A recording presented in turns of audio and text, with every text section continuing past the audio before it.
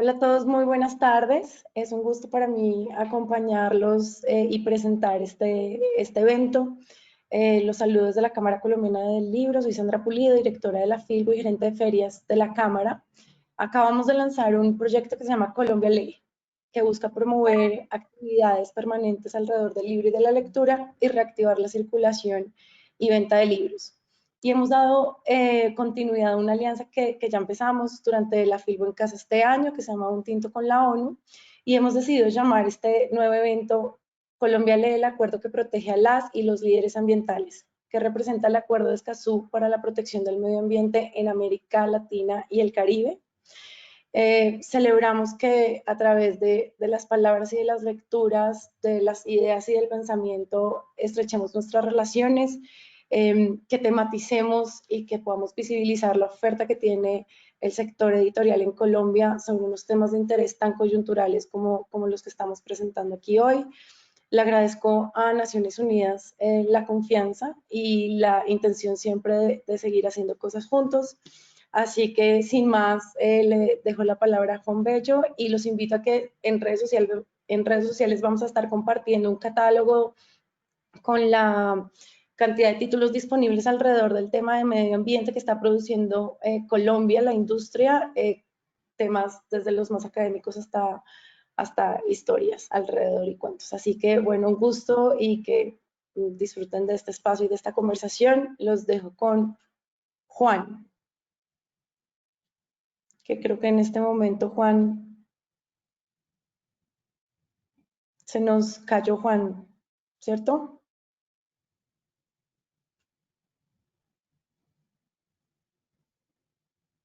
Sí, Los así demás no, es, salió, los demás quedó no se sin escuchan. conexión. Ya intentamos nuevamente conectar. Sí, ahí Aquí está. está. Vale. Listo, Juan.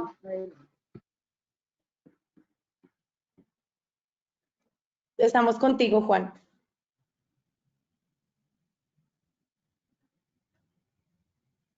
¿Nos escuchas?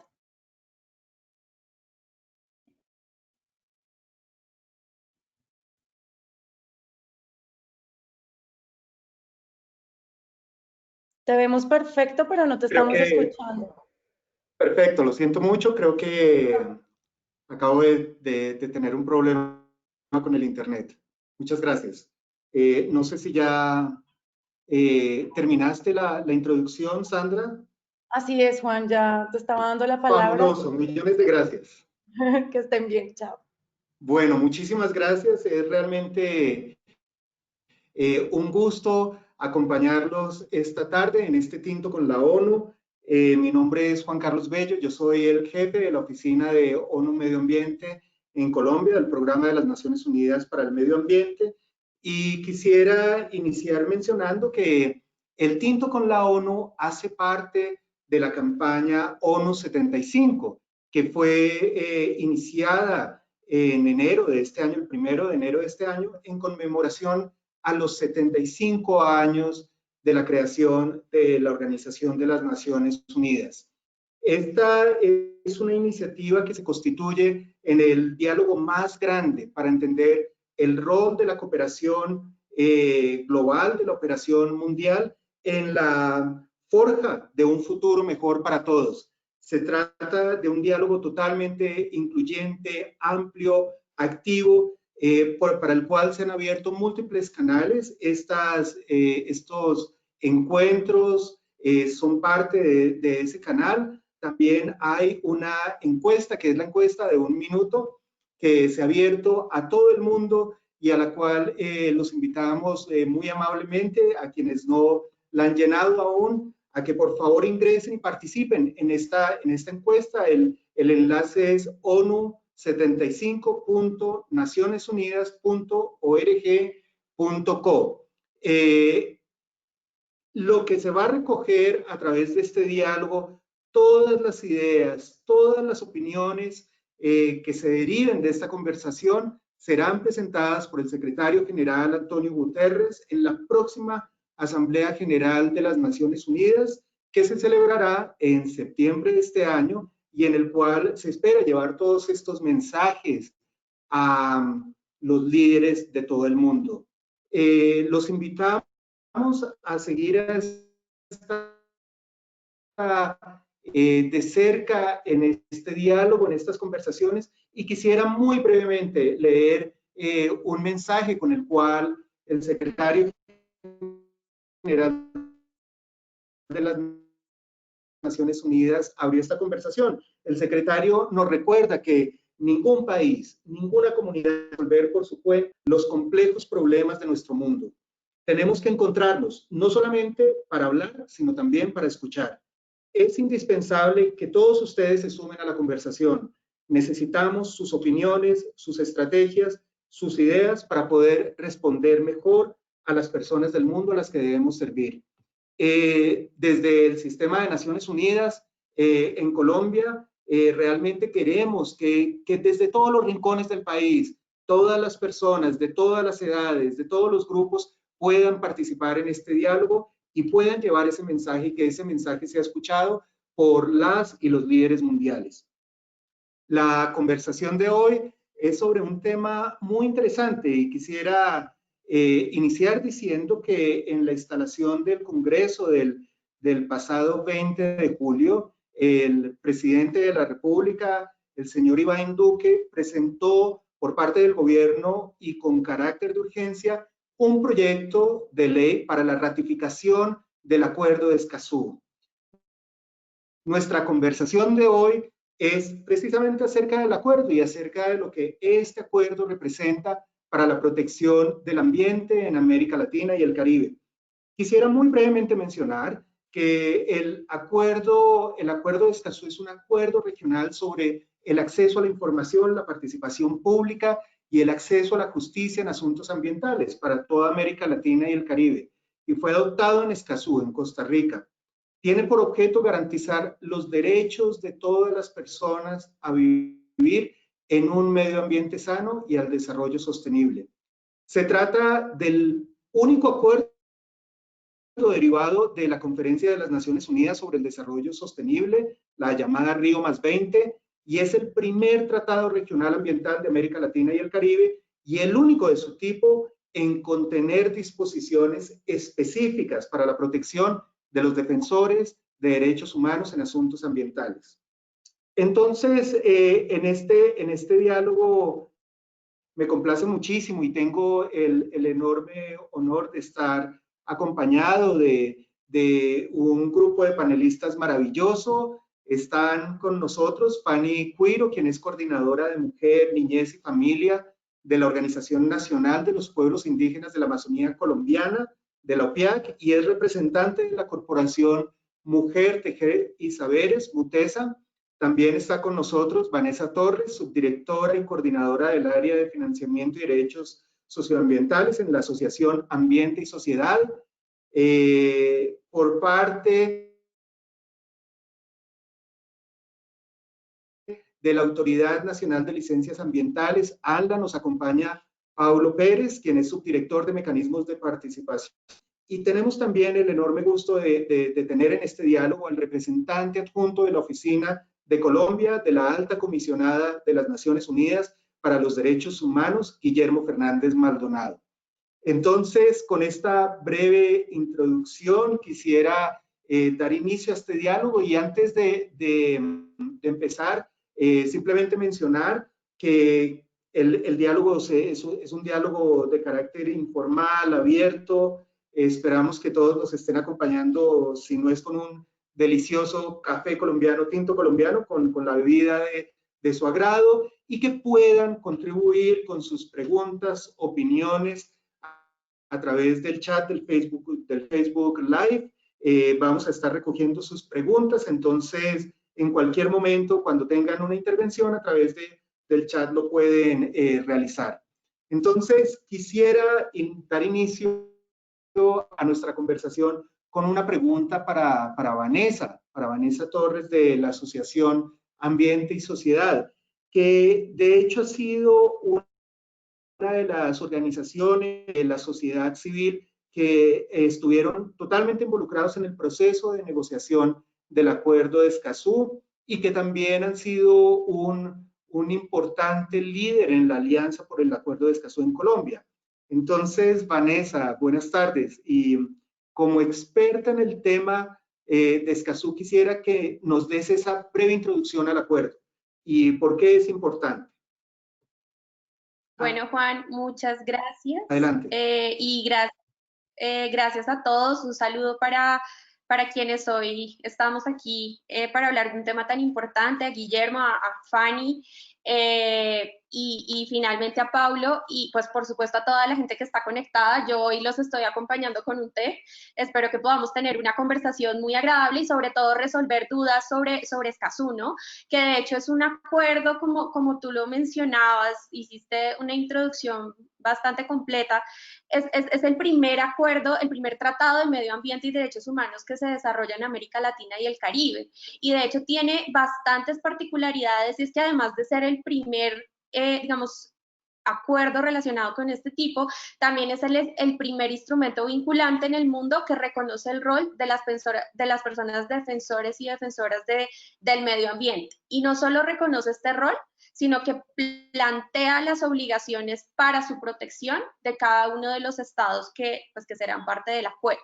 Entonces, aquí es importante recordar que efectivamente el contenido de Escazú surge de, digamos, una necesidad por parte de los estados de fortalecer el principio 10 de la Declaración de Río de 1992, y es que digamos, en esta discusión sobre el contenido de este principio, que básicamente reconoce la importancia de los derechos de acceso, es decir, el derecho al acceso a la información, a la participación ciudadana y al acceso a la justicia en temas ambientales, que los estados dicen, bueno, nuestros marcos normativos tienen normas para proteger el medio ambiente y los derechos de acceso, pero necesitamos fortalecerlos. Entonces es así como surge la idea de crear un instrumento internacional específicamente para este punto. Ya hablando puntualmente de la importancia de Escazú, digamos que yo sinteticé en 4 puntos importantes. Entonces, el primero de ellos, efectivamente, es una herramienta valiosa para facilitar y promover la cooperación entre los estados para alcanzar los objetivos del acuerdo. Que es importante establecer, nosotros como Ambiente y Sociedad fuimos parte digamos, de todo el proceso de negociación del acuerdo desde el año 2013. Una de nuestras asociadas fue representante del público por parte de la sociedad civil, y se vio en la construcción de Escazú esa participación y ese apoyo entre los estados buscando fortalecer los estándares de acceso, participación y justicia ambiental. Entonces, digamos que es un ejemplo de cómo, digamos, de buenas prácticas, de cómo a través de la cooperación entre los estados se pueden obtener grandes instrumentos del derecho internacional. En segundo lugar, por supuesto, digamos desde nuestra perspectiva, uno de los principales puntos a resaltar de Escazú y por lo cual es importante es cómo se dio la participación del público en su configuración. Entonces aquí es importante resaltar que el Acuerdo de Escazú fue un hito en la consolidación de instrumentos internacionales en donde el público tuvo una participación activa y directa durante todo su proceso de negociación. ¿A qué nos llevó esta participación activa del público? Precisamente a que se crea dentro del acuerdo un cuarto pilar de la democracia ambiental, el cual es la protección de los defensores y defensoras ambientales. Sin duda, sin el impulso y el trabajo constante de este público, de esta sociedad civil, seguramente habrá sido más difícil llegar a entender la importancia y la necesidad de incluir este nuevo pilar de la democracia ambiental.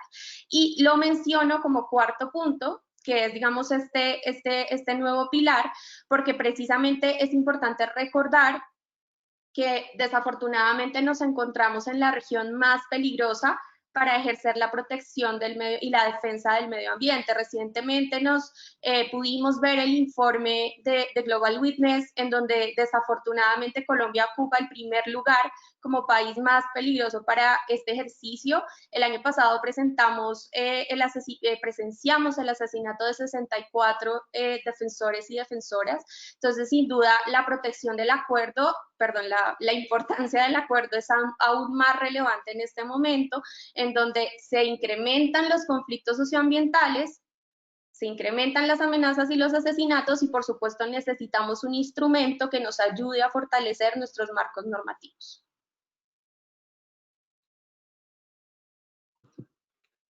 Vanessa, mil gracias porque yo creo que has resaltado puntos tremendamente importantes y únicos de lo que representa el Acuerdo de Escazú.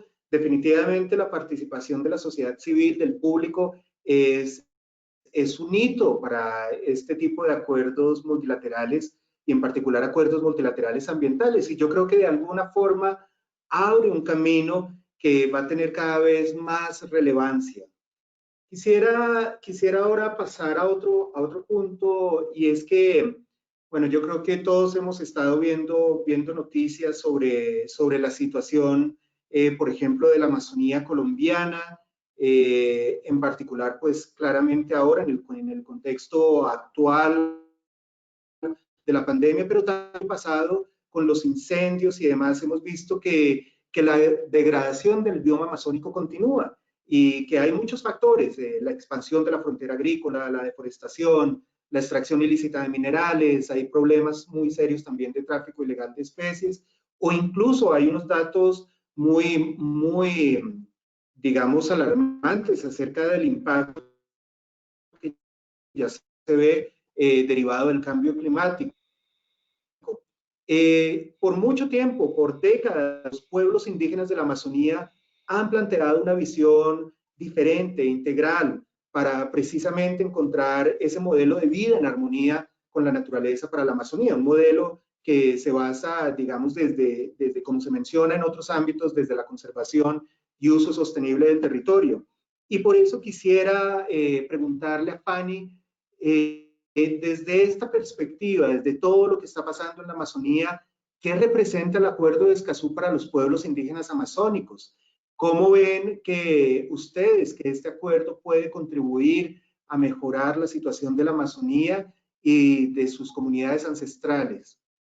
Fanny, bienvenida.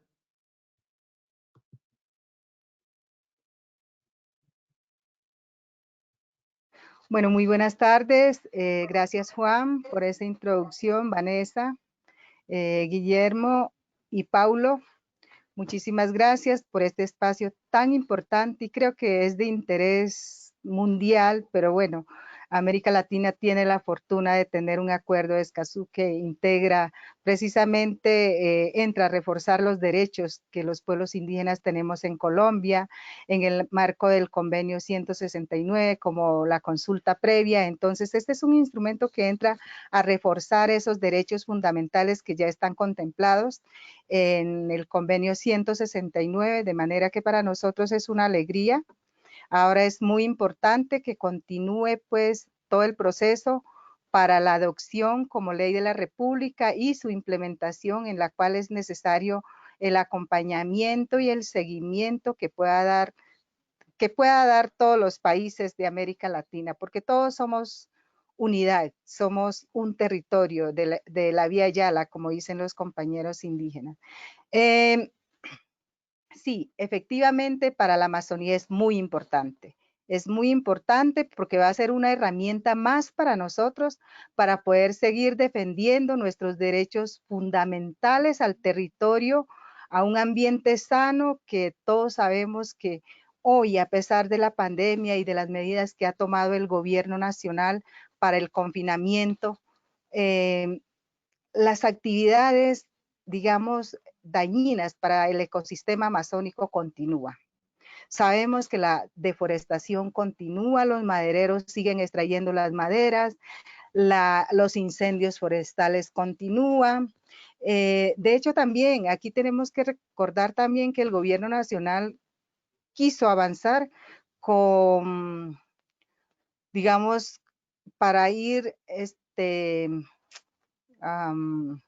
combatiendo el narcotráfico y ha llegado a la zona del Caquetá con fumigaciones. Entonces eso también es una afectación al medio ambiente, al territorio. Para nosotros esa es una afectación integral al territorio porque no solamente afecta, digamos, el ambiente, sino también la vida humana y la vida de todos los seres, de toda la biodiversidad que existe en este territorio. Entonces, cuando se adopten políticas de este tipo, pues tenemos que pensar en las consecuencias. Yo creo que hay otras maneras de pensar hoy desde el Estado en ese Amazonas, ¿qué requiere el Amazonas realmente? ¿Qué requiere su población para no acudir precisamente a estas actividades que se consideran, digamos, ilícitas? Sí, obviamente que son ilícitas, pero ¿por qué lo están haciendo? Entonces hay que buscar, como dicen en la ley de origen nuestra, hay que mirar el origen de los problemas que hay en la Amazonía, por qué digamos, todo tipo de actores llegan allá a hacer este tipo de actividades. Uno, pues hay que mirar si hay un control desde el gobierno en los territorios amazónicos y pues obviamente que desde los pueblos indígenas sí tenemos un control porque estamos dentro de unos territorios definidos donde a partir de nuestra ley de origen tenemos un control territorial. Entonces hay que mirar varios aspectos. Y sí, yo considero que esta es una oportunidad para la Amazonía precisamente y ahorita para la pandemia ya hemos visto que las cosas avanzan, todas las afectaciones en la Amazonía avanzan. Entonces, por eso desde la COICA en días pasados hicimos todo ese, el grito de la selva, unas actividades desde nuestra coordinadora indígena de la cuenca amazónica, hicimos toda una actividad, la asamblea amazónica. Entonces, los pueblos indígenas estamos activos, atentos, precisamente para que no se siga afectando este territorio amazónico, que es el bien común, es la casa común. Esto es un beneficio para la humanidad, pero parece que la humanidad no considera que eso es suyo, que es su casa, que es su pulmón. Entonces, son cosas que se nos olvida y yo sí hago un llamado como amazónica y como indígena de que hay que pararle bolas a esta situación que está pasando en la Amazonía. La Amazonía es asunto de todos, no solamente los guardianes que somos los pueblos indígenas. Muchas gracias. La Amazonía es asunto de todos.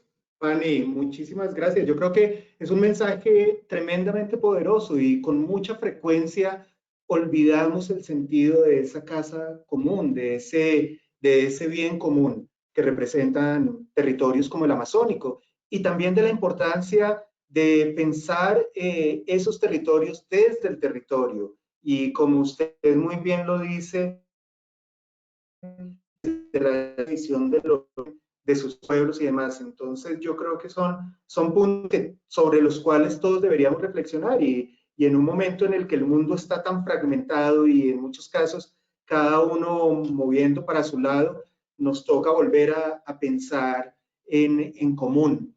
También hay un punto muy interesante que usted mencionó al inicio y es la importancia para un acuerdo de este tipo de la cooperación entre los países de la región. Eso es algo a lo que iremos más adelante. Quisiera aprovechar para contarles que en el chat ya tenemos varias interacciones y una de ellas queremos darle las gracias al grupo de Citizens Climate Lobby Colombia, a Laura Morales, quien nos comenta que ya todos los voluntarios de esta iniciativa están participando en la encuesta de la ONU. Es muy importante que todos compartamos nuestras ideas, nuestra visión, para que este diálogo tenga el mayor impacto posible. Algo que hemos visto, digamos, quienes estamos en el sector ambiental y a veces también mucho que se comparte en redes, es que desde el momento en el que se suscribió el Acuerdo de Escazú en diciembre del año pasado por parte de Colombia, la Autoridad Nacional de Licencias Ambientales empezó a adoptar medidas para la implementación de este acuerdo, empezó a tomar, digamos, las iniciativas muy concretas en línea con el acuerdo. Quisiéramos, Paulo, que nos comentes por qué la ANLA ha reaccionado así frente a este acuerdo, por qué Escazú es importante para el mandato de la ANLA y también, desde el otro punto de vista, por qué la ANLA es fundamental para hacer la realidad de la implementación de este acuerdo en el país, en Colombia. Paulo, bienvenido. Gracias, Juan. Muchas gracias por la invitación. Gracias a Vanessa, a Fanny, a Guillermo por estar acá también, por este diálogo, por este café con la ONU tan simbólico en esta fecha de celebración de 75 años y de todo lo que implica de nuevos retos y de la oportunidad de buscar eso, nuevas oportunidades de avanzar mejor en lo que hacemos siempre, cada día. Bueno, sí, gracias. Nosotros creemos firmemente que el acuerdo se ha venido convirtiendo y se convertirá cada día más en una referencia regional para la gestión de procesos de participación, de acceso a la información y de justicia ambiental. Y lo que vemos es que Latinoamérica tiene muchas particularidades respecto a este tema. Digamos, casi que es única en la forma en la que la democracia participativa ha avanzado conceptual y prácticamente. Y vemos que el acuerdo recoge esas particularidades, las reconoce y propone unos lineamientos al respecto que hemos convertido en nuestra hoja de ruta, porque en varios de esos elementos que propone coincide con nuestras apuestas. Por ejemplo, coincide en ofrecer información oportuna, transparente, en ofrecerla además como insumo para el fortalecimiento de los actores, principalmente ciudadanía, claro, en la labor de incidencia que esta ciudadanía tenga en nuestras decisiones, en la labor en la que desarrollen para vigilar nuestra gestión y sus resultados, o en la labor que desarrollen para expresar sus niveles de acuerdo con nuestras decisiones. Y fíjate que de hecho así entendemos nosotros en la ANLA la participación ciudadana.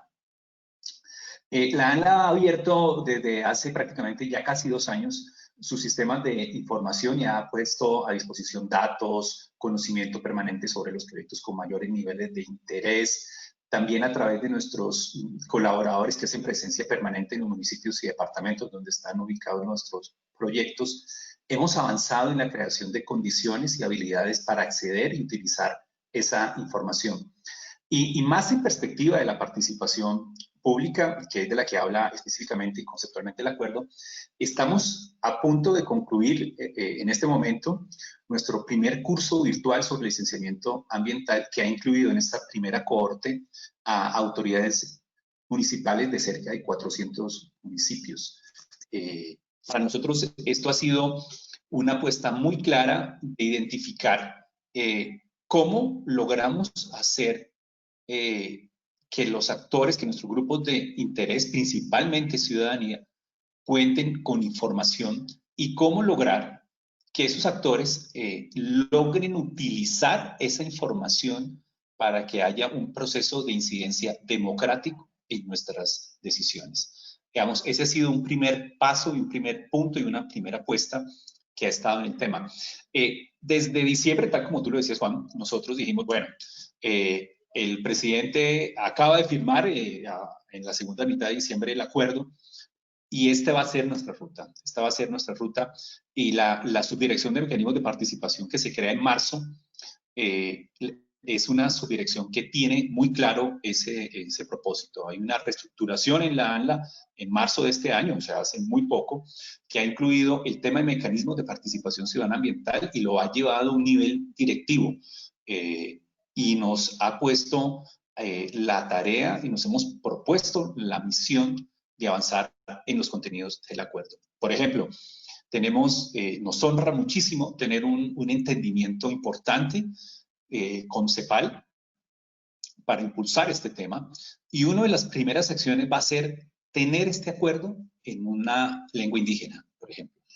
Y además desarrollar unas acciones de examen interno en la ANLA acerca de si lo que estamos haciendo realmente contribuye y cómo puede hacerse mejor para contribuir en este tema.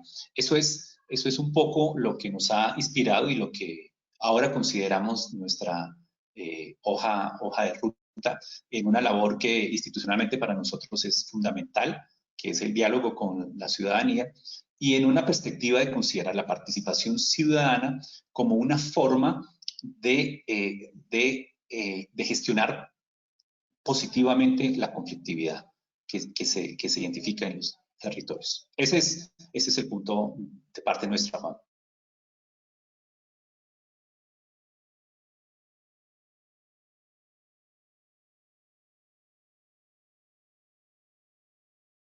Juan, no te estamos oyendo. Lo siento. Muchas gracias, Pablo. Definitivamente es lo que estaba comentando es que definitivamente es un área en la cual los países de América Latina y el Caribe están de alguna forma empezando a transformar su institucionalidad, y la ANLA definitivamente está yendo varios pasos adelante y está de alguna forma creando unas condiciones únicas para precisamente entender esos puentes entre la sociedad civil, el gobierno, el sector privado, obviamente alrededor del tema de licenciamiento, pero precisamente en función de lo que mencionas, que es fundamental, y es la transformación de los conflictos socioambientales. Y pues definitivamente en la mayoría de los casos, y con esa visión que tienen en posiblemente la prevención, disminución, en fin. Entonces es un rol muy, muy importante, con enormes retos, pero tremendamente valioso, y del cual muy seguramente otros países de la región van a querer aprender y seguirlo muy de cerca. Hay algo que, digamos, que emerge en el Acuerdo de Escazú, y es que definitivamente pone sobre la mesa la importancia de la relación entre derechos humanos y medio ambiente. Hoy en este tinto con la ONU nos acompaña mi colega Guillermo Fernández Maldonado, quien, como ya lo mencioné, es representante adjunto de ONU Derechos Humanos en Colombia. Y quisiera preguntarle a Guillermo, es una pregunta tal vez un poco filosófica, pero es increíblemente valiosa, y es: ¿por qué los problemas ambientales deben ser analizados desde la perspectiva de los derechos humanos? ¿Y cómo el Acuerdo de Escazú, cómo crees que el Acuerdo de Escazú puede ayudar a ejercer el derecho a un ambiente sano? Guillermo, bienvenido. Gracias, Juan Carlos, y un saludo a las personas que me acompañan en estas reflexiones. Y yo voy a empezar 2 pasos atrás, y es, nosotros damos por sentado, ¿no?, que el tema de los derechos humanos siempre fue así, y no es cierto. Son reconocimientos luego de luchas sociales, en algunos casos por años, ¿no? Y si vamos, en la época de la independencia en Estados Unidos, en esta región, hubo la independencia, la Declaración de Derechos del Hombre, y siguió la esclavitud con argumentos económicos. A las mujeres que pedían el voto le decían locas, le tiraban piedras, salieron científicos a decir que eran inferiores intelectualmente. Igualmente habían argumentos en contra de la jornada de 8 horas, iba a quebrar todo. Entonces, hay una resistencia frente al tema de derechos que hoy se ve claramente que nos pertenecen a todos, pero no fue así necesariamente. Y aquí también hay una evolución respecto del medio ambiente. Primero, este es un tratado, jerárquicamente, la aprobación supone que entra por encima de la ley. Entra al ordenamiento jurídico, pero por encima de la ley. Y es muy importante porque está enraizado con una evolución larga. El ámbito internacional es lentísimo. Los estados son muy conservadores. Entonces, este acuerdo tiene, ya se ha mencionado, 2 características que son importantes. La primera, es resultado de una larga evolución por los propios estados, pero tiene una importante participación y liderazgo de sociedad civil, yo diría especialmente mujeres. Y fíjese que en el ámbito de Naciones Unidas estamos retrasados, ¿no? Es decir, este acuerdo ratifica el reconocimiento del medio ambiente como un derecho que ya estaba previamente en el sistema interamericano, pero no en el sistema de Naciones Unidas. En Naciones Unidas hay un relator que el Consejo de Derechos Humanos ha creado, pero no hay un tratado que lo reconozca. Lo que hacemos es, y esto es cierto, y está en los comités, está en los relatores, siempre ha habido una clara relación respecto a que muchos derechos no pueden ser ejercidos sino en el marco de un ambiente sano y seguro.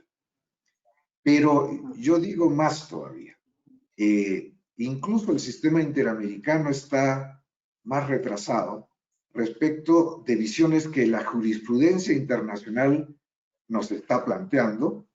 Inclusive un pasito atrás, la propia Constitución de Ecuador reconocía a la naturaleza como sujeta de derechos. Tenemos jurisprudencia de Nueva Zelanda, de la India y en el caso de Colombia, que reconocen a la Amazonía o a ríos como sujeto de derechos. que va inclusive más allá de derechos humanos. Es decir, no de la relación entre mi derecho a la salud o mi derecho a la vivienda con el medio ambiente, sino el propio río tiene sus propios derechos. Y por lo tanto, y en el caso, en pie de igualdad. Entonces, es un mundo en cambio respecto a esto. Y por eso este acuerdo es clave. Y lo otro es muy operativo. En el tema de derechos humanos, inclusive si uno habla acá de los defensores de derechos humanos y ambientales, en términos generales no están pidiendo el reconocimiento de derechos. Están pidiendo el cumplimiento de los derechos ya reconocidos. Y lo que sí hay en muchos casos, aunque podemos tocarlo más adelante, es ya no el qué. Sobre todo en América Latina, prácticamente han ratificado todos los tratados de derechos humanos más importantes y está muy bien. Y está alineado con la Constitución. El tema es el cómo. Y el Acuerdo de Escazú rescata eso del cómo, del aspecto instrumental. ¿Cómo es que podemos garantizar determinados derechos mediante la protección de las personas que trabajan en ello y mediante la protección de derechos que operativizan eso? Ahí puedo citar luego al relator, pero no quiero extenderme en mi parte. No, maravilloso, Guillermo. Digamos que ahí tenemos unos elementos muy importantes. El primero de ellos es de nuevo ese llamado a que, a pesar de que hay un amplio acuerdo de la necesidad de reconocer al ambiente como un derecho humano universal, aún falta dar ese paso, y específicamente en el contexto de las Naciones Unidas, y es algo que todavía debe darse, y para lo cual esa movilización social amplia, pero también el respaldo de los estados va a ser fundamental. Pero ese otro punto que mencionas al final acerca del carácter operativo de Escazú es realmente un avance enorme, porque es poner ya de alguna forma en la práctica lo que esto puede representar, cómo efectivamente se puede, digamos, asegurar el cumplimiento de las disposiciones. Es algo muy importante, muy único, y en donde definitivamente Escazú nos está abriendo un camino muy, muy importante. Una de las preguntas que nos ha llegado al Facebook Live es de parte de Hernán Torrijos. Hernán, gracias por acompañarnos. Y Hernán nos pregunta de si qué tan posible es que efectivamente Escazú sea finalmente si, digamos, si el proceso, como se espera, siga un curso en Colombia. Colombia será el 10º país en ratificar Escazú, y faltaría un país más para que ya Escazú entre en vigor. Entonces, un poco esta pregunta se la quisiera pasar a Vanessa y unirla a la segunda pregunta y es, en el caso de Colombia, serían dos preguntas distintas. Una sobre qué tan cerca estamos de que finalmente Escazú entre en vigor, una vez teniendo a Colombia como el 10º país que ratifica, pero ya cuando en el caso de Colombia se dé esa ratificación, ¿cuáles son las oportunidades y los desafíos que se le van a presentar al país? ¿Qué implica? ¿Qué implicaría implementar Escazú en Colombia? Vanessa. Bueno, muchas gracias por la pregunta. Invito a los demás participantes a que nos manden más preguntas, porque es muy chévere aprovechar estos espacios para aclarar tantas dudas. Escazú, como lo hemos mencionado en la charla, es algo muy innovador, y creo que es importante que la ciudadanía se apropie de su contenido, porque precisamente busca el fortalecimiento de los derechos de la ciudadanía, ¿no? De participación, acceso a la información, acceso a la justicia ambiental. Entonces, digamos que sí, efectivamente, digamos que logrando la ratificación por parte de Colombia, aquí aprovecho y les hago un breve resumen de en qué va el proceso acá. Como Juan lo mencionó, el 20 de julio empezó la segunda legislatura del Congreso de la República y en ella se presenta el proyecto de ley, el cual se presenta por parte del Gobierno Nacional con mensaje de urgencia, lo que implica que solamente se surtirán 3 debates al interior del Congreso y con base en estos 3 debates se decidirá si, digamos, que se incluyen dentro de nuestro marco normativo o no este proyecto de ley. Digamos que esa es la fase en la que nos encontramos nosotros ahorita, es una fase muy importante y sin duda es un espacio también aprovechando quienes hoy me acompañan para hacer un llamado al Congreso de la República a que pues escuche el llamado del gobierno y el llamado de la ciudadanía y ratifique con celeridad Escazú. Lo necesitamos con urgencia, entonces digamos que siendo positivos en que vamos a lograr esta ratificación, Colombia se convertiría efectivamente en el 10º país. Esto, sin duda, es un aliciente para los procesos que se están dando en otros países de la región y Colombia será un ejemplo para aquellos países que están en ese proceso de ratifica o no ratifica, logrando entonces estos 11 países que ya estamos muy cerca de la meta. Se celebraría la conferencia de las partes, en donde se empezaría a definir cuál es el marco de implementación de Escazú. Es importante resaltar que desde el año pasado ya se viene trabajando, aquí hay que obviamente resaltar el rol tan importante de la CEPAL en todo este proceso, quien ha acompañado desde el inicio, desde la negociación del acuerdo de Escazú, y ya se están empezando a plantear cuáles serían esas normas de implementación dentro de la conferencia de las partes del acuerdo. Entonces, sin duda, cuando entre en vigor, cuando estemos en este primer espacio de celebración y de implementación de Escazú, nos daremos cuenta cuáles son estos países que asumieron el reto y que sin duda son ejemplo a nivel mundial para la protección del medio ambiente. En cuanto al punto que me pregunta sobre estas oportunidades y desafíos que vemos en Colombia, creo que Fanny, Guillermo y Paulo ya han mencionado, y tú también has mencionado algunos puntos importantes frente a las oportunidades. Entonces aquí yo resaltaría, en primer lugar, por supuesto que el fortalecimiento de los derechos de acceso sería una ventana directa para la prevención de conflictos socioambientales. Colombia, y así como lideramos estas listas negativas en materia de asesinatos de defensores y defensoras del medio ambiente, también lideramos tenemos el primer lugar como el país de América Latina y el Caribe con mayor cantidad de conflictos socioambientales. Al día de hoy, el Atlas de Justicia Ambiental registra 129 conflictos, los cuales están principalmente enfocados en industria extractiva e infraestructura. Entonces, fortaleciendo estos derechos, que generalmente es importante resaltar que estos conflictos se dan por una ausencia de participación efectiva de las comunidades durante los procedimientos ambientales, que sin duda Colombia tiene un marco normativo fuerte, sí, pero es importante ordenar las normas que tenemos, saber con qué contamos, cómo lo podemos fortalecer y cómo podemos garantizar una mejor participación de las comunidades que probablemente se van a ver afectadas por estos procesos. Esto nos lleva a que, como se han presentado muchos conflictos socioambientales en Colombia, las comunidades, y Fanny puede hablar más de esto que yo, han acudido a instancias judiciales. Entonces es el día, digamos, la actualidad Colombia presenta un grandísimo número de fallos, tutelas, acciones colectivas a favor de las comunidades por afectaciones por diferentes proyectos. ¿Y qué pasa? Esto nos lleva a un fenómeno que es conocido en la región, que es la judicialización, y que desafortunadamente se encuentra con una falencia al interior de las instituciones del Estado y del seguimiento que pueden hacer los jueces en materia ambiental.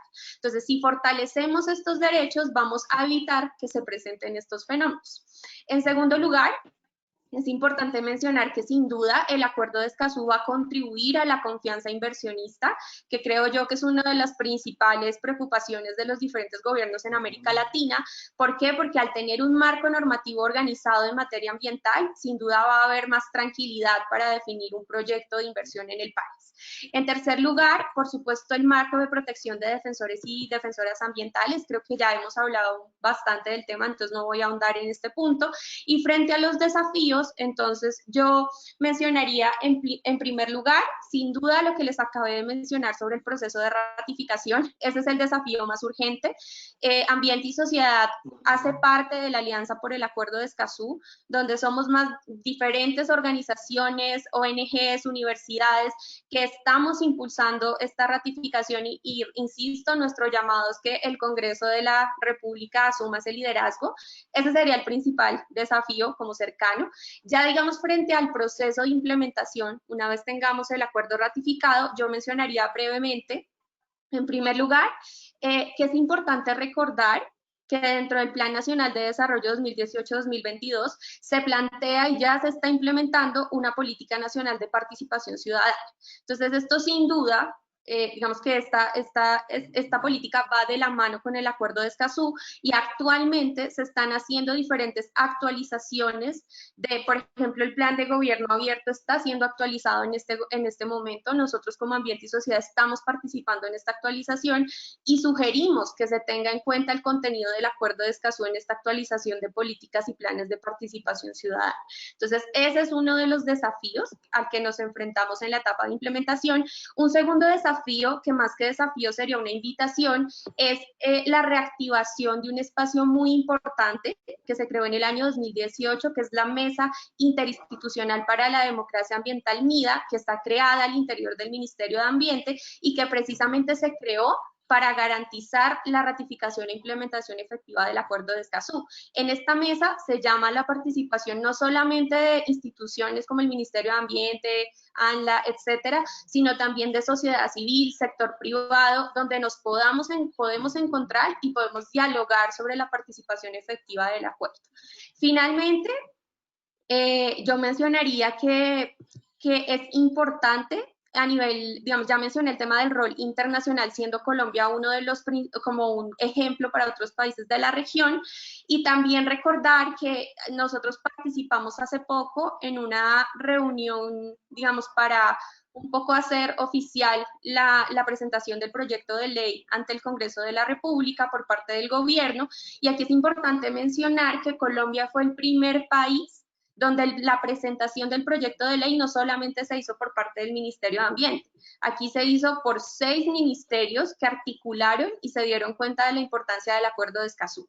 Entonces, esto muestra una gran voluntad por parte del gobierno y también muestra la urgencia por la cual necesitamos Escazú. Y finalmente, uno de los grandes desafíos que no podemos omitir en ningún diálogo es la situación que estamos viviendo actualmente en la región por el tema del COVID-19, de la pandemia que estamos enfrentando, y sin duda una de las principales preocupaciones para nosotros como ambientalistas es el futuro de la agenda económica de nuestros países, porque sin duda la apertura económica va a ser hacia proyectos extractivos. Entonces, para nosotros, sin duda alguna, esas agendas deben enmarcarse en la democracia ambiental, sino lo que van a hacer es incrementar los conflictos socioambientales y no garantizar una economía sustentable.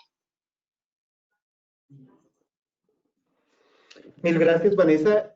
Me parece que son mensajes muy positivos, porque en últimas son mensajes que nos están mostrando cómo el país desde múltiples dimensiones está avanzando hacia la construcción de un futuro diferente, de un futuro mucho más próspero y sostenible, con unos elementos tremendamente innovadores que resuelven problemas que han tenido una historia y que han estado pendientes. Entonces, yo creo, digamos, recogemos todos los elementos que nos has mencionado y efectivamente son increíbles. Y allí reitero lo que dije antes, especialmente con el trabajo también de la ANLA. Creo que aquí luego se van a dar muchos procesos de cooperación entre los países de la región, precisamente para compartir esas visiones y tener de nuevo, tal vez, la posibilidad no solamente de soñar a nivel de los países, sino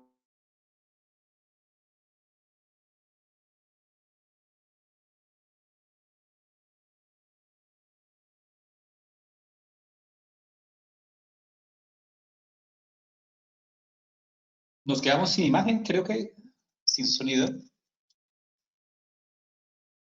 Juan.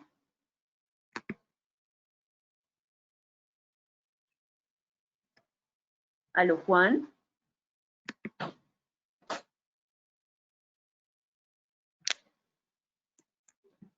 Ok, bueno, los gajes de la virtualidad. Yo soy Está Mónica muy bien. Castaño. Aló, Juan. Está muy bien. Bueno, mientras Juan regresa. Aló, Juan, ¿nos escuchas?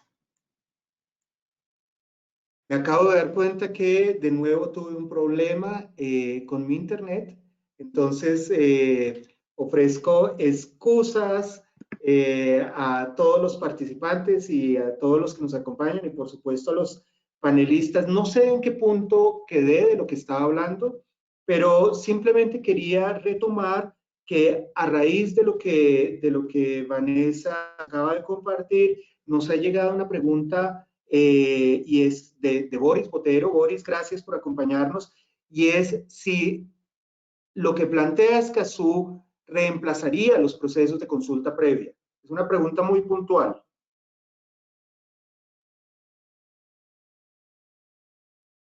¿Quieres que la responda? Por favor, Vanessa.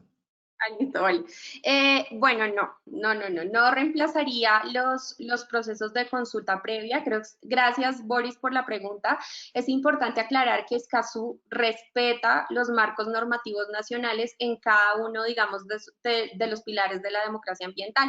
En este caso, al hablar del derecho fundamental a la consulta previa, nos estamos refiriendo al pilar de la participación ciudadana. Aquí lo que hace Escazú es un llamado al fortalecimiento, digamos, de estos mecanismos en aquellos países. Hay que tener en cuenta que el desarrollo normativo que tenemos en Colombia, efectivo o no efectivo, es muy distinto y a veces muy lejano del desarrollo normativo que existe en otros países de la región, principalmente países en Centroamérica, donde sabemos que hace falta un poco más de desarrollo para la consolidación de estos derechos fundamentales de participación ciudadana.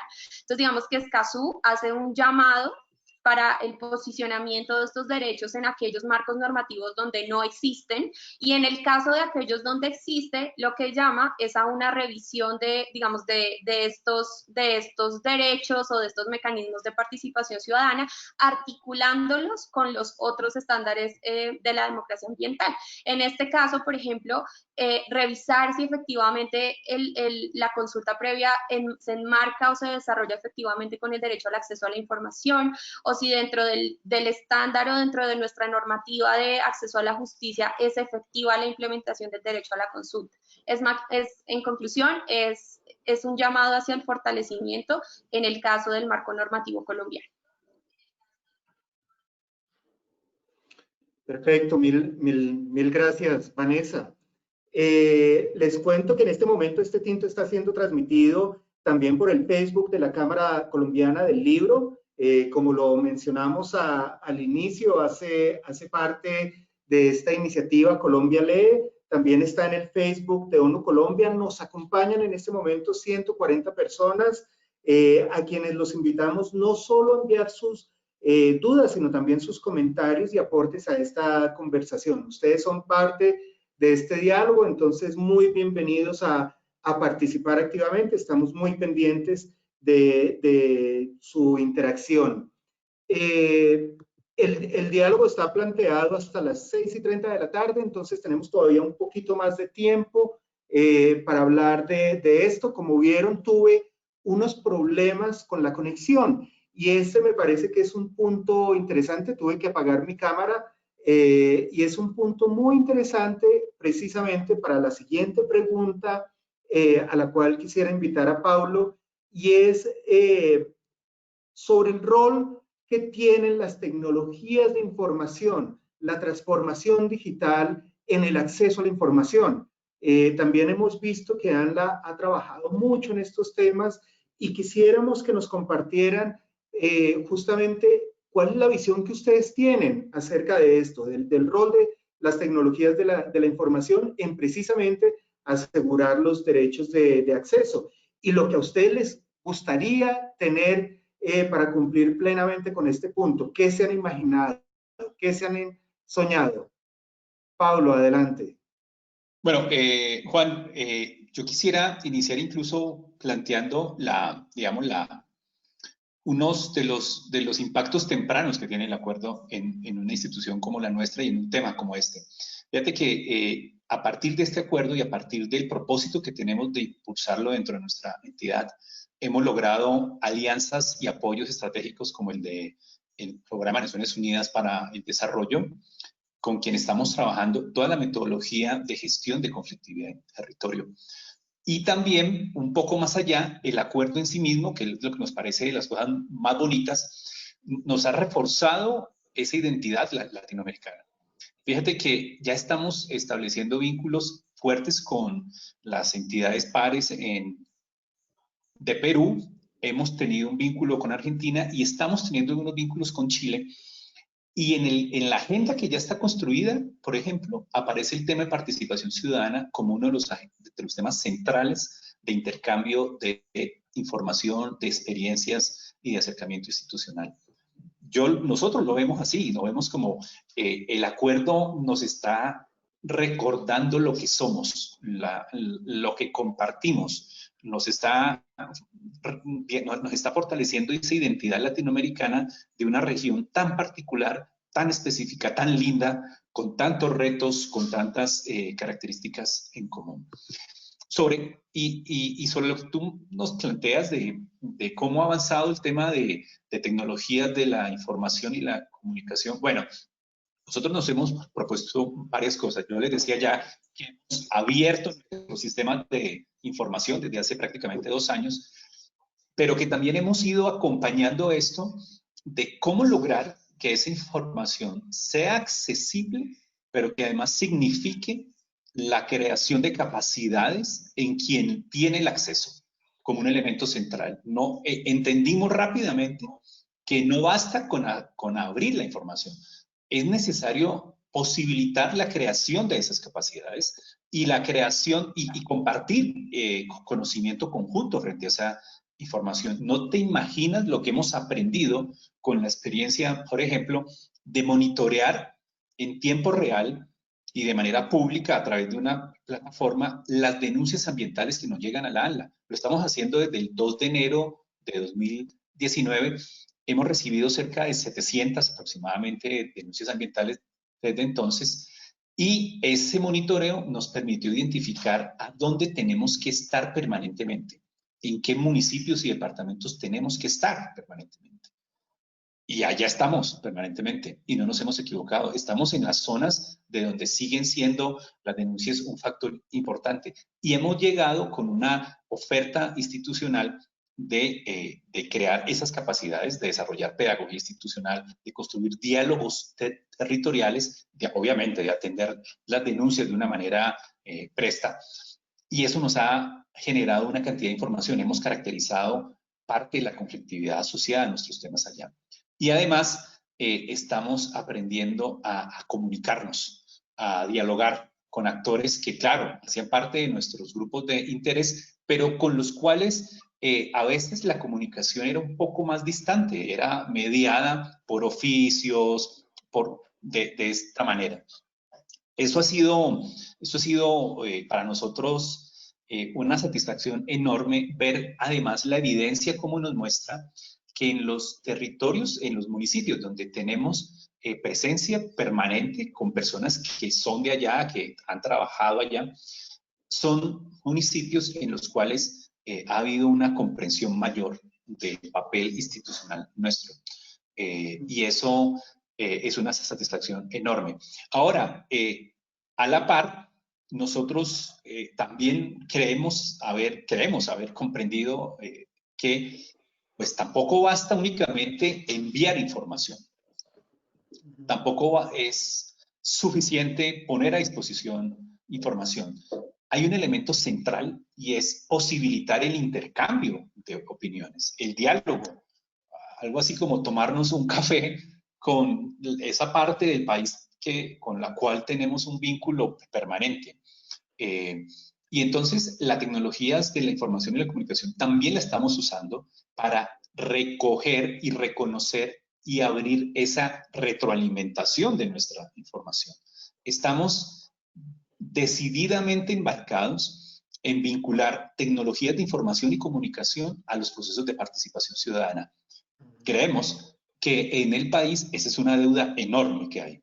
Es una deuda enorme porque la forma en la que se desarrolla la participación ciudadana ha estado muy mediada por métodos tradicionales. Y esta coyuntura actual de aislamiento preventivo, de confinamiento, de cuarentena, pues nos ha dado, digamos, más impulso de decir, aquí tenemos que generar disrupciones al respecto y tenemos que impulsar formas de relacionamiento que garanticen que la vida pública no se detenga y que además garanticen que la vida pública se amplía a estos temas y ya no vuelva a ser la que era antes, mediada exclusivamente por canales tradicionales. Y cuando nos referimos a canales de tecnología, a tecnologías de información y comunicación, no nos referimos a Internet. Digamos, los análisis que hemos hecho son qué herramientas contextualizadas serán poderosas. Hemos encontrado, claro, Colombia es un país en la cual la radio ocupa un lugar muy importante. Y eso lo hemos identificado y estamos usando la radio con unos resultados que para nosotros, y la evidencia lo muestra, han multiplicado por 5, por 6, por 10 las posibilidades de participación en nuestros propios procesos, como las audiencias públicas, como los procesos de compartir la información de los proyectos, en fin. Y la telefonía celular y la televisión han sido también elementos que estamos utilizando al respecto con unos resultados que nos han dado mucha satisfacción. Así estamos avanzando, estamos aprendiendo. Creo que de este tema poco sabemos y hemos tenido que aprender muy rápido por la coyuntura precisamente que estamos viviendo. Bien, muchísimas gracias, Paulo. Y quisiera en esta misma pregunta tener la perspectiva desde los territorios. Así que quisiera, Fanny, invitarte a que nos cuentes con todo lo que nos acaba de mencionar, Paulo, que realmente son temas muy interesantes, demasiado también novedosos y que siguen siendo un reto, especialmente para esa Colombia rural que tiene todavía tantas dificultades para acceder al Internet, acceder a las comunicaciones. Ustedes como pueblos indígenas, Fanny, y también entendiendo que ustedes representan la diversidad cultural, la diversidad lingüística del país, ¿cómo ven este tema? ¿Dónde ven las oportunidades y dónde ven los desafíos? Bueno, muy bien. El tema de conectividad definitivamente para los pueblos indígenas sigue siendo un desafío y un reto para el Estado, ¿sí? De cómo llegar a conectar el país. Porque para la Amazonía, como es la Colombia profunda, la otra Colombia, en este momento, en esta pandemia, se ha exacerbado esa desigualdad que hay en el país en términos de acceso a la información, de acceso a los derechos fundamentales, a la salud. Entonces, así como es la otra Colombia, pues ojalá, yo diría que esto de la información sea realmente un derecho fundamental para toda la sociedad, independientemente de que sean indígenas o no indígenas. Es un derecho porque cuando uno tiene la información puede tener una participación cualificada, puede garantizar unos derechos, puede defender sus derechos. Entonces, sí es muy importante que hoy no solamente se mire desde la información que se prescribe en este acuerdo, sino la información que tenemos derecho todos los ciudadanos del país y todos los seres humanos. Tenemos que saber qué está pasando y sobre todo nosotros tenemos derecho a saber qué está pasando en nuestros territorios, qué proyecciones tiene el Estado o el gobierno colombiano hacia nuestros territorios. Que no medie, como siempre, una acción de tutela para acceder a los derechos a la información, el derecho a la participación, sino que esto realmente se convierte en un derecho que está disponible y que se puede gozar por todos los ciudadanos, incluyendo los pueblos étnicos. De manera que yo diría que ojalá se haga un esfuerzo de gobierno en su conjunto para garantizar la conectividad en el país, ¿sí? Hoy, como no hay conectividad, no se ha podido garantizar el derecho fundamental a la salud, el derecho fundamental a la educación, el derecho a la información. Es decir, esta pandemia nos muestra gravemente cómo estamos de desigual en un país como Colombia. Pues Colombia siempre es pionero, vanguardista para adoptar normas, acuerdos internacionales, convenios internacionales. Pues así como tenemos esa voluntad política de mostrarnos hacia afuera, hacia la comunidad internacional, que tenemos voluntad política de hacer estas cosas, pues la implementación y el goce efectivo de los derechos debería ser también de esa manera. Entonces yo sí hago un llamado al gobierno, aquí a Paulo, que está en esa lista de gobierno, digamos, está en el gobierno como tal, pues que se junte con MINTIC y con otras entidades que tienen la responsabilidad y la obligación de llevar medios de conectividad o medios de comunicación a las zonas más apartadas. Es un derecho de todos nosotros tener la información y así pues también podemos gozar plenamente de nuestros derechos a la información y de otros derechos fundamentales que tenemos todos. Mil gracias, Fanny, y qué llamado más poderoso.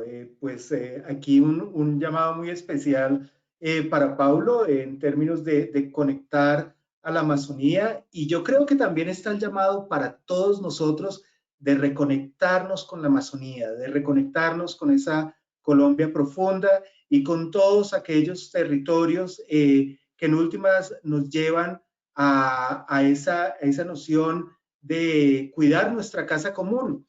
Y ahí yo quisiera en este momento hacer una breve pausa en el sentido que estos encuentros, este tinto con la ONU, estos diálogos de ONU 75, son también un espacio para soñar y son un espacio muy importante para que todos, desde nuestro ámbito de trabajo, desde incluso nuestra vida personal, podamos pensar en un futuro diferente. Y en ese sentido, quisiéramos invitarlos a pensar cómo sueñan a América Latina y al Caribe a futuro en materias de derechos humanos y medio ambiente. Y justamente en el chat estamos recibiendo algunos mensajes y hay un mensaje que quisiera leer muy bonito, un mensaje que nos comparte Floralicia Guzmán, quien nos dice, en 25 años me gustaría ver una generación más educada, con valores, responsabilidad, comprometidos, que respeten las normas, que se respeten a sí mismos y que así podrán querer respetar a sus semejantes y sabrán valorar y respetar los recursos naturales. Esos son también los sueños de quienes nos acompañan en este café de hoy. Y bueno, yo creo que todos estaríamos abiertos a soñar un poco. Quisiera hacer una ronda muy rápida, cortísimo, en 30 segundos. ¿Qué nos soñamos? ¿Quién se lanza? Si quieren yo. De una. Yo me sueño con una región en donde proteger el medio ambiente no sea una sentencia de muerte. Yo me sueño con una Latinoamérica en la cual podamos decir todo lo que pensamos, todo podamos opinar libremente y se nos respete esa opinión, se nos respete la forma en la que pensamos y tengamos la información necesaria para hacernos una opinión según lo que consideremos y a la medida de nuestro punto de vista. Eso me sueño yo. Fanny. Bueno, yo me sueño una América Latina que reconoce a sus pueblos étnicos, que reconoce que tenemos unos valores que aportar y que no podemos fragmentar territorio del medio ambiente, sino que somos todo uno, seres humanos, medio ambiente, todos somos uno y todos somos interdependientes. Guillermo, ¿tú qué te sueñas? tengo demasiados sueños para 30 segundos, pero yo estaba leyendo una frase que me parece fantástica, aplicable acá, que es atribuida a Jeffrey Sachs, un economista norteamericano que ha trabajado mucho en este ámbito. Dice, se debe combinar siempre el crecimiento con la justicia social y la sostenibilidad medioambiental. Todo debe ir en el mismo paquete. El crecimiento a partir de ahora debe ser color verde. Y aparte los porcentajes del Producto Bruto Interno, debe tener muy en cuenta lo de la desigualdad. Y para nosotros la pobreza y la desigualdad son dos de las peores expresiones de negación de los derechos humanos. Hermoso. Y yo me sueño una América Latina y un Caribe próspero, unido, en paz y que vive en armonía con la naturaleza. Y justamente ahí pensando en ese reto, y bueno, yo creo que es un tema que ya hemos tocado en algunos momentos, pero quisiera volver a él porque me parece muy importante y quisiera tener los comentarios de Guillermo al respecto. Y es que en días pasados vimos en las noticias acerca de un reporte que salió de la iniciativa Global Witness, el reporte titulado Defender el Mañana, y en el cual analizan la situación de los defensores ambientales y de la tierra en todo el mundo. Las cifras sobre Colombia que aparecen en este reporte no son para nada alentadoras. ¿Cuál es la lectura que se hace desde ONU Derechos Humanos sobre esta información, sobre la situación de los defensores ambientales y sobre esos desafíos para proteger a las defensoras y defensores ambientales en Colombia y en toda América Latina y el Caribe? Guillermo. Sí, un poco retomando lo que había dicho antes. Creo que lo primero es tener claro quiénes son defensores. Hay toda una estigmatización sobre la labor de los defensores, que además los pone en mayor peligro. Los defensores son los que denuncian la corrupción, son los que denuncian la afectación del ambiente, son los que están en contra de los grupos armados, son los que quieren la sustitución de la coca, etc. Son los que defienden sus derechos colectivos, pero enfrentan economías ilícitas, que son, sobre todo en el caso de Colombia, capaces de ejercer una violencia brutal. Nosotros ya habíamos dicho, de los defensores de derechos humanos en general, en Colombia, desde el año 2016, hay una tendencia creciente. Y este año, a pesar de la pandemia, sigue siendo creciente. Y ahí se encuentran, por supuesto, los defensores ambientales. Según el último dato que ha dado precisamente Global Witness, 3 de cada 10 defensores ambientales del mundo son asesinados aquí. Entonces, tiene una gravedad enorme, pero esto inmediatamente hay que vincularlo con el propio acuerdo. Es decir, el acuerdo no es resultado de 4 abogados que se reunieron en una sala y dicen, vamos a hacer un acuerdo. Responde a necesidades concretas de gente que está defendiendo nuestros derechos y nuestro futuro. Ellos son los que están defendiendo la ley y a ellos se les criminaliza. Entonces, hay una labor, sí, por parte del Estado de protegerlos, y de hecho, esto es lo que se está planteando ahí, el reconocimiento, la protección, la promoción, crear un ambiente. Y luego el tema de la información. Y aquí yo quiero destacar algo. Aquí no lo he visto tanto, he visto en otros países, en otros temas y luego en este, respecto de gente que está en contra de la ratificación. Dice que es una cesión de soberanía, que otros... Yo le pido a la gente, lea el acuerdo. No solo escuche lo que digan. Ya son muchas las expresiones a nivel mundial, literalmente que la gente miente. Una cosa es tener una opinión. Todo el mundo puede tener una opinión. Otra cosa es mentir. Entonces, lea el acuerdo a ver si lo que dicen es cierto o no. Uno puede estar a favor o en contra porque tiene una opinión. Lo que no puede hacer es señalar cosas que no son ciertas. Y eso es una campaña desde todas Naciones Unidas en general, una campaña fuerte respecto a la pandemia, y sobre esto también hay que hacerlo. Hay que divulgarlo y explicarlo. Esto es para la protección, en general, instrumentalmente del ambiente, está basado en otros instrumentos internacionales ya aprobados, desarrolla derechos que tenemos todos y les da un espacio, en este caso por primera vez, en un reconocimiento de un tratado de defensores de derechos humanos del ambiente. Entonces, me parece que es un aspecto absolutamente sustancial y donde tenemos que tener claro que estamos del mismo lado. Estado, sociedad y defensores del ambiente. Y hay que ver más bien quiénes están del otro lado. ¿Quiénes son los que se oponen a que no se comparta información? ¿A que no se discutan las decisiones que nos van a afectar a todos? ¿A que esto sea un espacio en el cual no debe haber participación?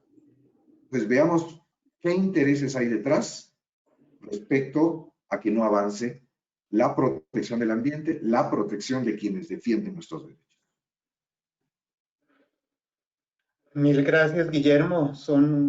Digamos, son puntos realmente críticos y que para el contexto de Colombia y, digamos, todo lo que vemos que ocurre en los territorios, pues hay unos elementos fundamentales, especialmente en cuanto a ver justamente esa otra cara de la moneda y esa lectura también desde lo que sucede, por ejemplo, alrededor de las economías ilícitas y demás. Entonces, allí definitivamente hay un trabajo enorme por hacer y creemos que es, de alguna forma, hay todavía mucho espacio para poner todo esto que hemos discutido hoy en práctica. Ha sido un café, lo he disfrutado, cada minuto lo he disfrutado, he aprendido muchísimo y tenía varias preguntas digamos que me hubiera encantado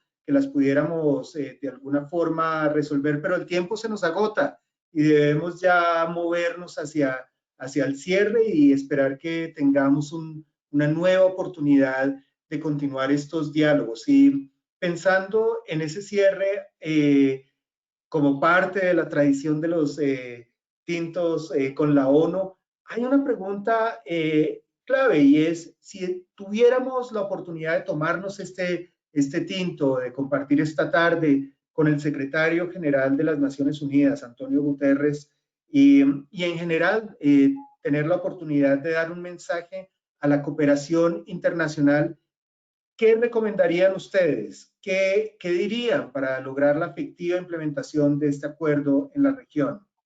Es una pregunta para todos. Entonces, quisiera invitar a Fanny a que nos dé su visión sobre esta pregunta.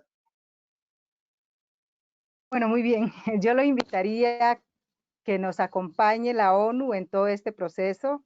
Y yo creo que hay que empezar a incentivar a esos países que respeta y protege su medio ambiente y que respeta los derechos de los defensores ambientales, que eso no, es decir, ese trabajo que hacen los defensores no son, digamos, defensas individuales, sino son defensas colectivas, es por el bien común. Entonces, creo que hoy la humanidad tiene que caminar hacia un bien común. Es que todos nos afectamos cuando un ambiente se degrada, toda la humanidad se afecta. Entonces, en ese sentido, creo que debería de haber incentivos para esos países que cumplen el Acuerdo de Escazú. Muchas gracias, Fanny. Precisamente en el chat, Carelis, Elaine, quien nos acompaña remotamente en este café, nos dice que es importante que trabajen con los territorios ancestrales. Somos los guardianes del planeta, es necesario volver a los orígenes. Precisamente en línea con ese mensaje que nos acaba de dar Fanny. Vanessa, ¿qué le dirías al secretario general de las Naciones Unidas y a la comunidad internacional? Bueno, yo le pediría dos cosas. Antes de hablar de la implementación efectiva, que es muy importante, y de hecho me siento muy feliz de escuchar el mensaje que dio Guillermo frente a este llamado de Naciones Unidas de conocer el acuerdo, de entenderlo y de no dejarse guiar por, digamos, informaciones equivocadas sobre el contenido de Escazú. Entonces, con base en él, mi invitación sería en el caso de Colombia, apoyar el acuerdo de Escazú, hacer un llamado a quienes en este momento tienen el acuerdo en sus manos para que entre en vigor en Colombia, que son el Congreso de la República, y por supuesto en la fase de implementación, mantener, que creo que es algo que no es, digamos, no es novedoso, sino que Naciones Unidas ha abierto siempre un diálogo directo con estas ideas y perspectivas de la sociedad civil, porque es importante recordar que en Colombia, no solamente como ambiente y sociedad, sino la sociedad civil colombiana ya está impulsando estrategias para la implementación del Acuerdo de Escazú. Entonces, sin duda, uno de los principales desafíos, y que no lo podremos lograr sin Naciones Unidas, es garantizar una participación efectiva de la sociedad en cada uno de los espacios que se van a dar una vez empiece esta implementación. Maravilloso, Vanessa, mil gracias. Dante Castillo nos dice que él sueña con un mundo mejor, con ayudar a las demás personas, con ayudar al medio ambiente y vivir feliz. Sueña con un mejor país, con un país en el que la gente sea más educada y esté más informada. Es un mensaje muy bonito. Pablo, ¿qué le dirías al secretario general de Naciones Unidas? ¿Qué pregunta? Yo le diría, no sé, secretario Guterres, oiga, sería muy chévere que la conferencia de las partes tuviera un énfasis muy grande en la forma en la que se relaciona sociedad y Estado, en cómo a partir de realmente que este acuerdo logre definir esas reglas de juego que se construirían en esas conferencias de las partes, se logren definir realmente a través de un diálogo entre sociedad y Estado y en el cual haya un reconocimiento de los principios democráticos para ese relacionamiento. Eso suena un poco de perogrullo, quizá, pero será una forma muy clara de avanzar en la construcción de acuerdos sostenibles que nos permita además avanzar en los objetivos incluso de desarrollo sostenible. Así lo veo yo, eso le diría, centrar la conferencia de las partes en ese tema Fabuloso. Principal. Fabuloso, Pablo. Yo le agregaría a eso que esa es la forma de lograr esa visión de una democracia ambiental efectiva, ¿no? En este tema concreto y por supuesto de un cierre de brechas que desafortunadamente ha sido histórico. Nos comparte José Dulcey Irreño su sueño, y es que sueña que Colombia ratifique rápidamente este acuerdo y que nos conectemos con América Latina por una democracia ambiental en el derecho internacional, precisamente en línea con lo que también Pablo acaba de mencionar. Bueno, Guillermo, ¿qué le dirías al secretario general? Al jefe. Bueno, si alguien lo ha dicho de una manera mejor, pues yo lo cito. Y en realidad es una persona que ha tenido un rol muy importante en esto, que es Alicia Bárcena, la secretaria ejecutiva de la CEPAL. Y yo recuerdo, yo estaba en ese momento en Santiago de Chile y era de las más entusiastas con avanzar en el tema.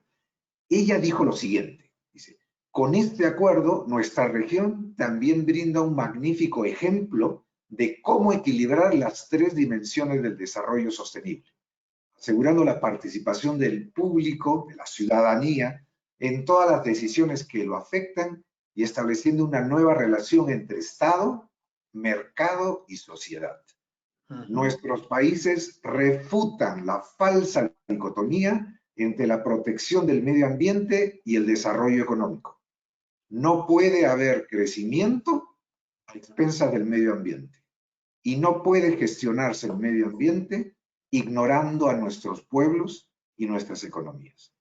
Me parece que es clarísimo y el mensaje central y la importancia histórica y mundial que tiene este acuerdo. Sí, sí, y precisamente en superar esta falsa dicotomía, como muy bien se señala allí, es algo que debería ser un mensaje que todos nosotros debemos de alguna forma reiterar, llevar y poder llevar a la práctica, a la realidad, ¿no? Es algo en donde a veces se ha hablado mucho, pero todavía falta casi que demostrarlo, y allí es donde América Latina y el Caribe tienen una enorme oportunidad, una oportunidad única, precisamente por su riqueza natural, por esas características tan particulares de la región y por ese potencial tan enorme de alguna forma tener rutas de desarrollo que sean efectivamente sostenibles, inclusivas, que superen las desigualdades y que traigan precisamente lo que hablábamos antes, esa prosperidad en armonía con la naturaleza.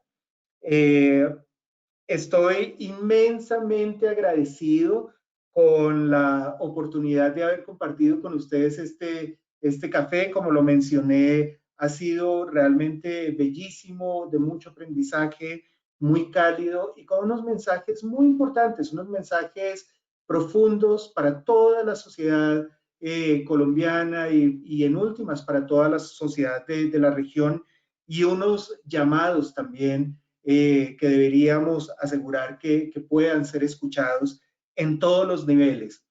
En el chat, Claudia Janet nos ha compartido su visión, su sueño, y es que Claudia se sueña que los países se unan en una sola voz para proteger el medio ambiente, sin importar raza, religiones ni posiciones políticas. Es solo responder al llamado de la naturaleza.